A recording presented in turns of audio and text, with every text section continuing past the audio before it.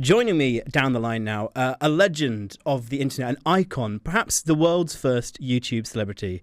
Hello, it is Judson Lightpley. How are you? I'm well. How are you doing? Very good, thank you. Now, I wonder, because obviously you're not necessarily known for your voice, and although you're visually very famous, it was from a very grainy image back in the day. So could you perhaps enlighten our listeners as to why you are so notable? Yeah, in fact, that's when you look back and you realize you had an experience like that, that probably benefited me more than harmed me. So I'm known for, like you mentioned, probably the first viral video on YouTube of all time, a dance routine called The Evolution of Dance. Evolution of Dance. So it'll be coming up on its 20th anniversary on April 6th, 2026, because that was the day I posted it. It tells you when it was posted. So on April 6th, 2006, I posted this 6-minute dance routine that I had been performing for about 5 years at the end of my motivational leadership talks. And I basically put it on YouTube because YouTube was one of the sites that gave you an embedding code that you could copy and paste into a MySpace profile. Wow, you have just sent tingles of nostalgia down many of our listeners' backs. Yeah, not only did for the internet days of early YouTube and MySpace, but also for this video. It is iconic. I think you'd struggle to find anyone over 20 who's not seen it. 315 million views. And this is back in the day when that was like a very significant amount of views. I mean, it still is today, but 20 years ago especially. It's pre-TikTok. This is probably one of the first viral moments. I wonder whether that was you were able to capitalize that much on the virality, or because nowadays if someone goes viral, even just one video gets 1 million views, they're immediately trying to get a book deal, trying to position themselves. What was your immediate reaction to the virality? So it was interesting because, again, this is the early days. And, if somebody in the early 2000s called you up and said, "Hey, I saw a video of you on the internet," your immediate thought was, "Oh, shit. Is there anything out there that I need to be worried about?"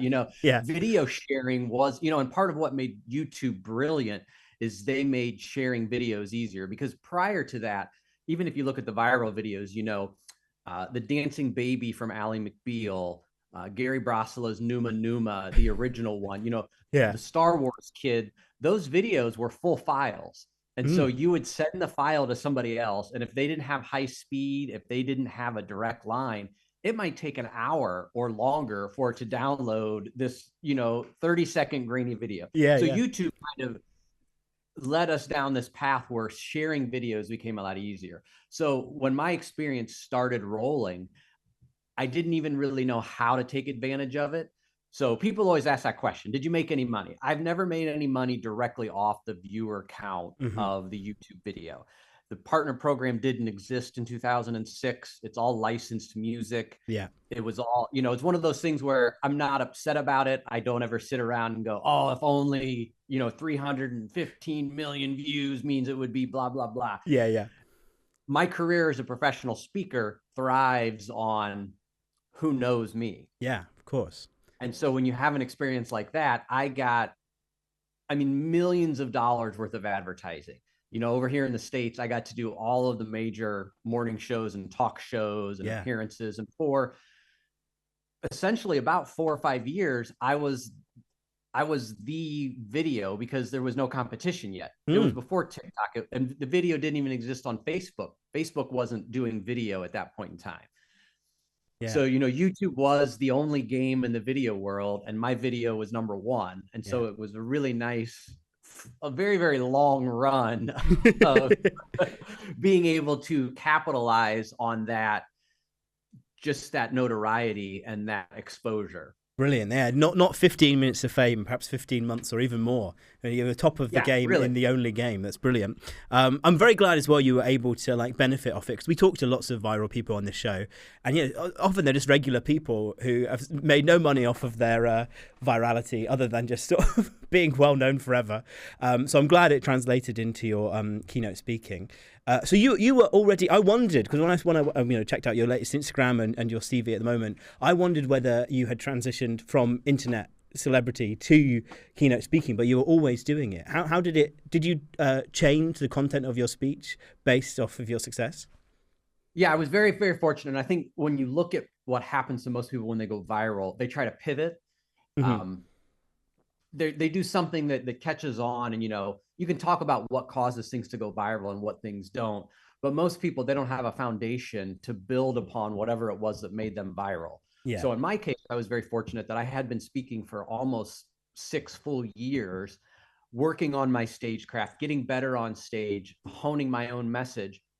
The dance was part of that message. And so then I go viral, and now people say, okay, we want you to come perform or talk. And I had to do a really good job of saying yes to things that would continue my path and no to things that weren't. There were some things that I did just for fun, Of course. that people wanted me to just come dance. I got to do a couple of halftime shows for NBA games and Oh, the wow. NBA finals and things like that. And so I was like, sure, I'll come dance. But 95% of the time it was, well, the cost to have me come dance is the same to have me come talk for 50 minutes and then do the dance. Yeah. And then so that was really the nice thing. If you watch me speak now and you didn't hear an intro, you didn't read anything about me, you wouldn't know that I was the Evolution of Dance guy until pretty much the very end of the show. I wanted to be very careful that my story from stage isn't about me. When you work as a professional speaker, it should be about the audience. Yeah. And standing in front of the audience and saying, hey, I'm awesome because this happened to me, doesn't serve the audience in any way.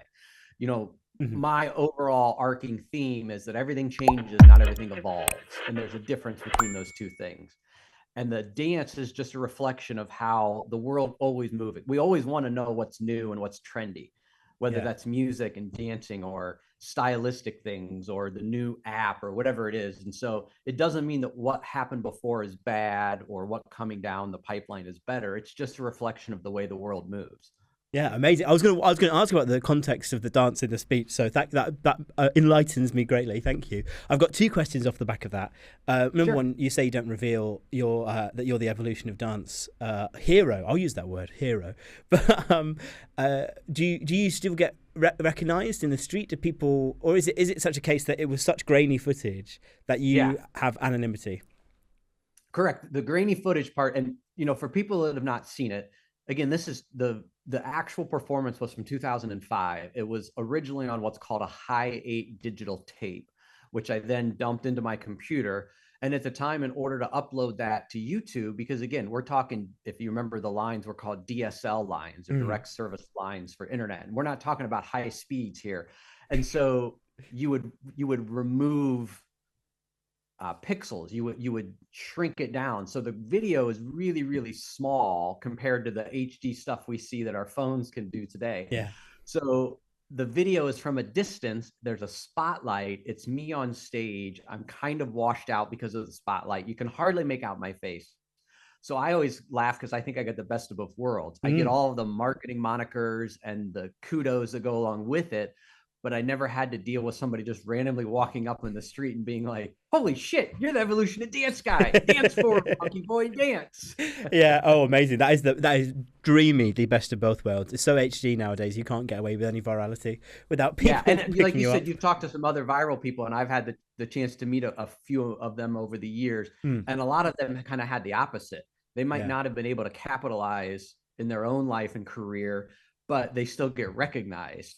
And people will be like, Tay Zonday from Chocolate Rain is probably the one that comes the most. He was able to capitalize a little bit, but it wasn't something that became a sustainable career. And he still probably gets recognized on a regular basis, I bet. Yeah, 100%. Well, I'm a comedian myself, so I really heavily relate to this sort of what you were saying about what progresses your career. It's such an important lesson, I think, to take for anyone out there, because I see some of my peers, they end up doing a video with a goat, and then they're like, oh, let me do another video with a goat, and then all of a sudden they're the goat guy, and it's like, is this really progressing your on-stage career? I'm not quite sure about that. But my other question was, you don't reveal your viral success until the end of your keynote speech, but at the end of it, here, 20 years on, do you still do the dance? I do. So I think I announced about 3 or 4 months ago, I will be ending the dance in about a little under 2 years. So I'm going to continue to book it as far as if somebody wants to hire me to speak, the dance will still be part of the speech through June of 27. Yeah. I will perform it through the end of that year. I'm turning 50 this March. The running joke is my performance of the dance is going to go from funny to sad someday. I need to know when that is. And, the applause won't be, oh, that was great too. Oh, good try. Good try.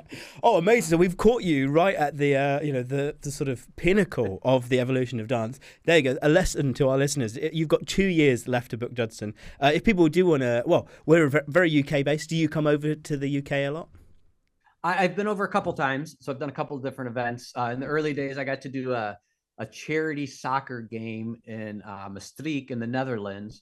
So I performed like in the middle of the field before the game. So that was a lot of fun. And I did a couple of different little things here and there over in the UK. So always willing to come across the pond and love being able to come over there. Brilliant. Well, please, somebody ship Judson over. I would love to see the evolution of dance live.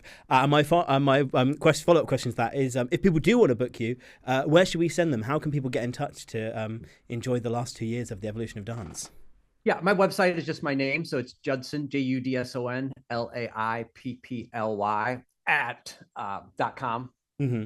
So, and if you just Google evolution of dance, it usually pops up pretty high up there too. Amazing. And one final question, before I'll let you get to it. I can see your gorgeous dog coming onto your lap there. So I'm going to let you fuss the dog. But my final question. He gets a little separation anxiety. So whenever I'm not paying attention, he wants to jump up in my lap. Adorable. I relate. My final question is: have you updated the evolution of dance? And it's 20 years on now. Do you add in some extra modern twists? I do. It would be hypocritical of me to not continue to evolve the evolution of dance itself, considering its existence is based upon the idea that things are always changing. So, for example, I had to remove the worm from just my own physicality standpoint.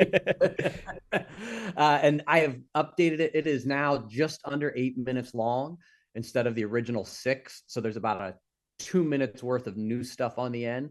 So the last song that made it into the evolution of dance is basically I'm trying to remember if it's last, like the Whip and Nay Nay is in there. Yep. Drake's Hotline Bling. Oh yeah. So one of the difficulties when it comes to adding songs and dances is the rule is kind of always this: if you saw the dance being performed with no music, could you identify what song was being played? Yeah, I suppose that's harder. And music videos are no longer the genre that they used to be. Whereas, now it's mostly TikTok dances that are, less than 15, 20 seconds. And there still doesn't seem to be this penetration globally of a dance and a song that go together.